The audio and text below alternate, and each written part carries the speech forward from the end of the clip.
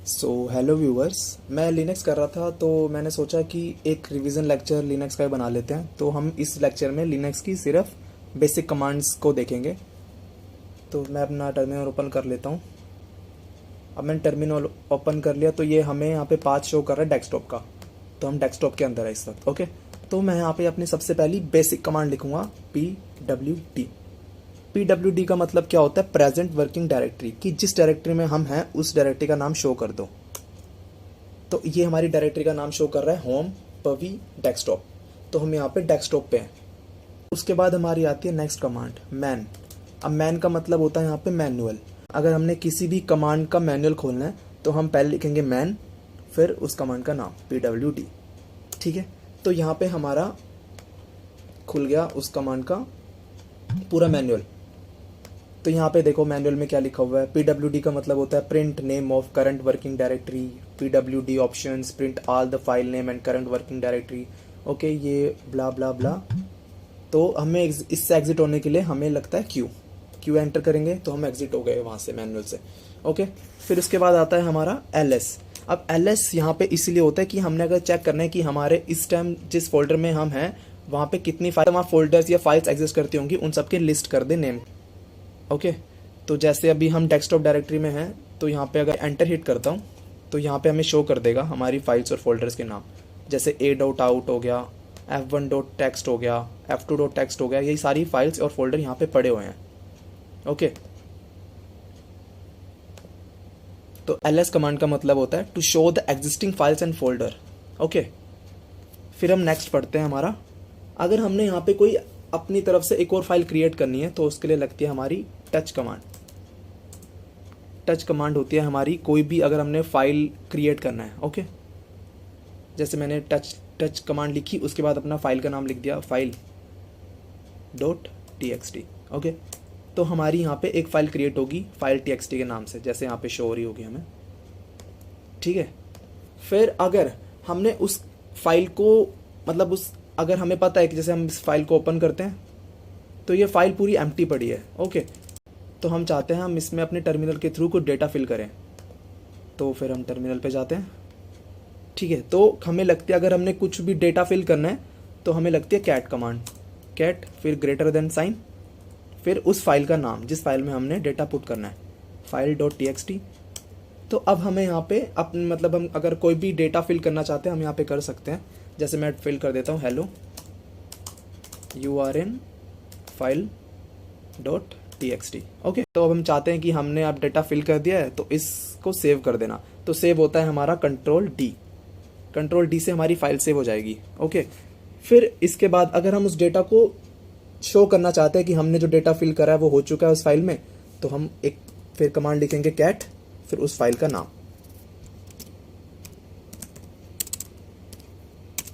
तो ये रहा वो डेटा। ठीक है, तो हम यहाँ पे भी चेक कर लेते हैं अपने। तो यहाँ पे भी वो डेटा फिल हो चुका है। ओके, यहाँ पे ध्यान रखने वाली बात यह है कि अगर हमने कुछ फाइल में डेटा पुट करना है तो हमें लगता है कैट फिर ग्रेटर देन का सिंबल, और अगर हमने फाइल को शो करना है तो हमें लगता है कैट फिर फाइल का नेम ओनली। ओके, फिर एक और कमांड आती है अपेंड के लिए, कि अगर हमने hello you are in file.txt के बाद भी कुछ और डेटा फिल करना चाहते हैं तो हमें लगता है अपेंड। तो अपेंड कमांड के लिए हम लिखते हैं कैट फिर डबल ग्रेटर देन साइन, फिर उस फाइल का नाम। ठीक है, तो अब हम यहाँ पे अपनी तरफ से कुछ एक्स्ट्रा डेटा डाल सकते हैं, like hello you are in file.txt के अलावा डाल देते हैं हम this is my code channel. Okay, फिर अगर हमने सेव करना है तो सेव करने के लिए हम दबाएंगे कंट्रोल डी। हमारा डेटा फिल हो चुका है और सेव हो चुका है। ओके, अब हम इसे चेक करना चाहते हैं, वही सेम कमांड कैट फिर फाइल का नाम, तो हमारा डेटा शो हो जाएगा। ओके, बट अगर हम सोचें कि इस वाली कैट कमांड से भी तो डेटा ऐड ही हो रहा है, तो इस वाली जो ग्रेटर देन वाली कैट है तो इसमें और उसमें डिफरेंस क्या है? तो इसमें और उसमें डिफरेंस ये है कि जो सिंगल ग्रेटर देन साइन वाला कैट है इसमें हमारा डेटा ओवर रिटन भी हो जाता है। लाइक अगर हमारी फाइल में पहले से कोई डेटा पड़ा है और हम उसमें कोई डेटा ऐड करना चाहते हैं और हमने सिंगल ग्रेटर देन साइन वाली कैट यूज़ करा है, तो हमारा जो डेटा है वो ओवर रिटर्न हो जाएगा, मतलब पिछला डेटा रिमूव्ड होके नया डेटा आ जाएगा उसके अंदर जो हम फिल कर रहे हैं। ठीक है, अब हम देखते हैं कि मतलब फाइल्स के अंदर हम मतलब n टाइम्स अपनी लाइंस लिख दें तो उस लाइन को शो करने के लिए कि कितनी लाइंस ऑफ हमने टेक्स्ट लिखा है उसके अंदर वो शो हो जाए, तो उसके लिए हमें कमांड लगती है कैट फिर -n फिर फाइल का नाम txt। ठीक है, तो अभी हमने सिर्फ 2 लाइंस लिखी है, hello you are in file txt and second is this is my code channel. Okay, तो एक और इसमें मतलब सिंपल कमांड है, अगर हम चाहते हैं इन सब के लास्ट में डॉलर का साइन आ जाए तो वो हम ऐसे कर सकते हैं, लाइक कैट -e यहाँ पे एंड ऑफ टेक्स्ट का काम करता है कि हर एक लाइन के टेक्स्ट के लास्ट में डॉलर साइन डाल दो फाइल डॉट txt। तो यहाँ पे देखो हमें शो हो रहा है डॉलर और डॉलर दोनों टेक्स्ट के लास्ट में। ठीक है, हमने अब इतना कर लिया तो हमारे माइंड में एक सवाल आता है कि हम मतलब मोर देन 1 कमांड्स एक साथ यूज़ कर सकते हैं, तो उसका आंसर है यस, हम कर सकते हैं। लाइक अगर मैं कैट n लिखूं फिर -e लिखूं और फिर फाइल का नाम लिखूं .txt और एंटर करूं, तो यहाँ देखो हमें नंबरिंग भी शो हो रही है और डॉलर भी शो हो रहा है दोनों के लास्ट में। ठीक है, तो हम मोर देन 1 कमांड्स एक लाइन में लिख सकते हैं। तो अब एक और क्वेश्चन आता है कि हम मोर देन 1 फाइल बना सकते हैं एक ही कमांड में, तो उसका आंसर भी यस है। हम टच लिखेंगे और फिर फाइल के नेम लिखेंगे लाइक f5.txt, f6.txt, f7.txt और अब एंटर हिट करेंगे तो अब हम चेक करते हैं, तो हाँ हमारे यहाँ पे फाइल्स जनरेट हो चुकी हैं। ठीक है, तो हाँ हम मोर देन 1 फाइल भी क्रिएट कर सकते हैं विथ 1 कमांड। तो मैं इसे क्लियर कर लेता हूँ। क्लियर यहाँ पे कमांड जो यूज़ होती है ये पूरा जो हमने टर्मिनल पे कुछ भी अगर लिखा हुआ है उसे क्लियर करने के लिए। ठीक है, तो मैं एंटर हिट करता हूँ तो पूरा क्लीन हो जाएगा हमारा टर्मिनल। ठीक है, तो मैं फिर से ls लिख लेता हूँ फाइल्स के नेम देखने के लिए। तो अब देखो पहले हमारी फाइल्स कितनी कम थी, अब कितनी ज़्यादा जनरेट हो चुकी है। ठीक है, तो अब हम चाहते हैं कि हमें पता लग जाए कि हमने किस टाइम पे वो फाइल जनरेट करी थी, तो उसके लिए भी एक कमांड होती है, उस कमांड का नाम है ls-l। ठीक है, ls लिख के -l, इससे हमें टाइम शो हो जाएगा उस फाइल का कब क्रिएट करी थी। जैसे अभी हमने f7 लेटेस्ट अभी हमने क्रिएट करी है 12:09 पे, तो हम लिखेंगे फाइल का नाम f7.txt। हमें उस फाइल का जो क्रिएटेड टाइम है दिख जाएगा 0:09। ओके, 28 मई आज की तारीख। दैट्स, तो हमने फाइल बनाना सीख लिया, मतलब हमने फाइल बनाना सीख लिया, फाइल के अंदर टेक्स्ट डालना सीख लिया। अब मान लो कि हमने ये फाइल डिलीट करनी है, लाइक हमने इनमें से कोई भी फाइल हमारा मन चाहे कि हम सीधे टर्मिनल से डिलीट कर दें उन फाइल्स को, तो उसके लिए कमांड लगती है rm। यहाँ पे कमांड का फुल नेम होता है रिमूव। अब रिमूव फिर उस फाइल का नेम, लाइक मैं चाहता हूँ यहाँ पे f6 हट जाए, f6.txt, तो यहाँ से देखो f6 रिमूव हो चुका है। अगर हमने एक साथ रिमूव करना चाहते हैं तो भी हम कर सकते हैं। जैसे अभी कौन सी फाइल बची है, f5.txt, f7.txt एंटर करेंगे तो साथ में दोनों फाइल डिलीट हो जाएगी। ठीक है, तो हमने फाइल बनाना सीख लिया, फाइल के अंदर डेटा फिल करना सीख लिया, फाइल को डिलीट कैसे करते हैं वो सीख लिया। तो अब हम पढ़ते हैं डायरेक्टरी कैसे क्रिएट करते हैं। ठीक है, तो डायरेक्टरी क्रिएट करने के लिए हमें कमांड लगती है mkdir। ठीक है, mkdir हमें डायरेक्टरी क्रिएट करने के लिए लगती है। पहले हम लिखेंगे mkdir, फिर डायरेक्टरी का नेम जो भी हम चाहें, जैसे मैं माई कोड लिख लेता हूँ डायरेक्टरी का नेम और एंटर हिट करूँगा तो यहाँ पे माई कोड नाम की एक डायरेक्टरी बन चुकी है। ठीक है, उसके बाद मान के चलो कि मुझे इस डायरेक्टरी के अंदर घुसना है। ठीक है, तो हमें लगेगी cd कमांड। cd कमांड किसी भी डायरेक्टरी के अंदर जाने के लिए होता है। ठीक है, cd कमांड हमने लिखी, फिर उस डायरेक्टरी का name like my code enter करेंगे तो इस टाइम हम माई कोड के अंदर हैं। ठीक है, पहले हम चेक कर लेते हैं माई कोड के अंदर कोई कुछ भी नहीं है, बिल्कुल ब्लैंक है। यहाँ पे हम उससे प्रिंट भी करवा के देख लेते हैं। कि माई कोड के अंदर कितनी फाइल्स या फोल्डर्स पड़े हैं, ls कोई फाइल्स और फोल्डर नहीं पड़ा है, यहाँ पे साफ शो हो रहा है empty।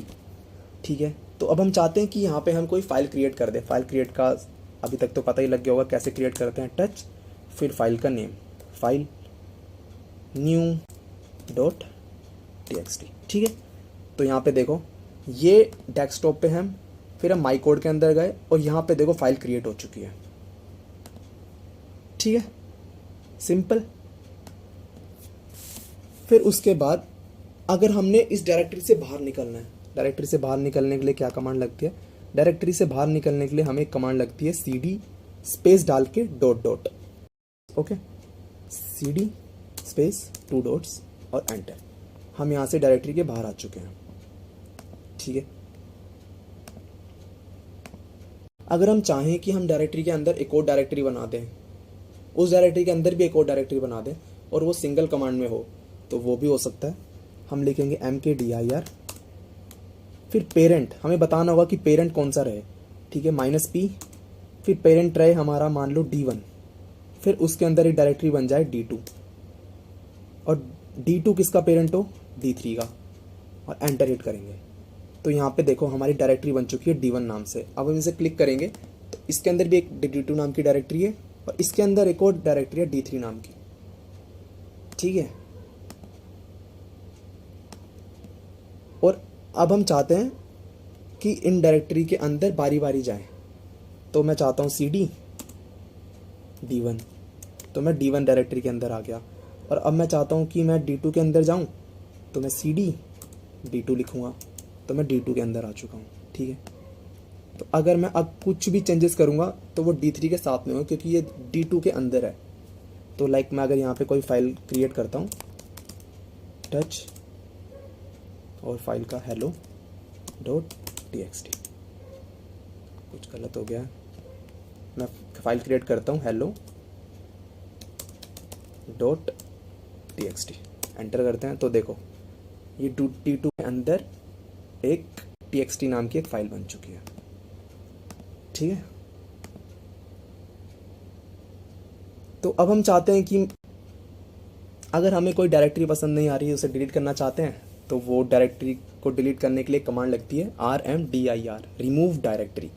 ओके, तो अभी 3 डायरेक्टरी को डिलीट करते हैं, तो हमें कमांड लगेगी rmdir और उस डायरेक्टरी का नाम d3, जस्ट एंटर, मतलब वो डिलीट हो चुकी है। ओके, ठीक है, बट वो डायरेक्टरी तो खाली थी। अगर हम d3 के अंदर क्लिक करते, वो डायरेक्टरी खाली थी, तो वो तो बिल्कुल इजीली डिलीट हो चुकी है।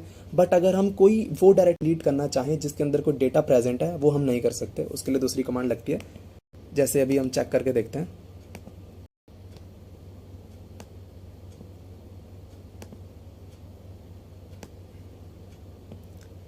तो हमें कमांड पता है rmdir और डायरेक्टरी का नेम d1। तो ये बोल रहा है fail to remove d1 directory और डायरेक्टरी नॉट एम्प्टी। अब हम चाहते हैं कि ना ये डायरेक्टरी d1 डिलीट ही हो जाए, तो उसके लिए हम क्या करेंगे, अगर हम पहला प्रोसेस देखें तो पहला प्रोसेस थोड़ा लेंथी है। तो उसके लिए हमें क्या करना पड़ेगा, पहले डायरेक्टरी के अंदर घुसेंगे हम d1 के, ठीक है, और हम यहाँ से पहले d2 डिलीट करेंगे, rmdir d2, ठीक है। अब d2 भी डिलीट नहीं हो रहा।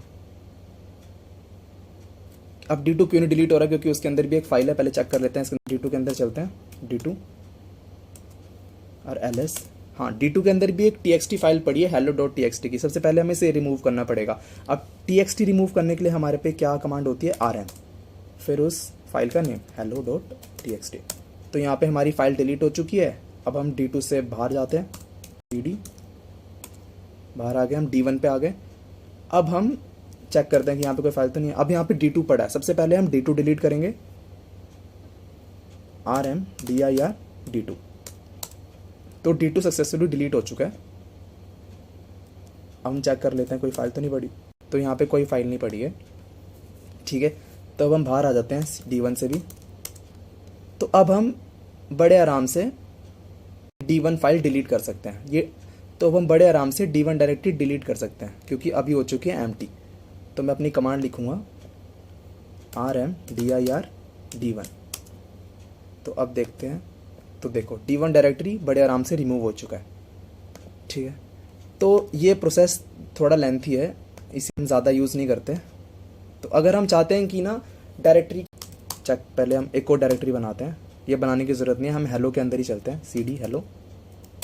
ठीक है, तो अभी ये देखते हैं खाली है। हेलो के अंदर भी एक फ़ोल्डर पड़ा है हाई नाम का। ठीक है, तो हम देखते हैं कि हम हेलो के साथ साथ हाई को भी डिलीट कर सकते हैं।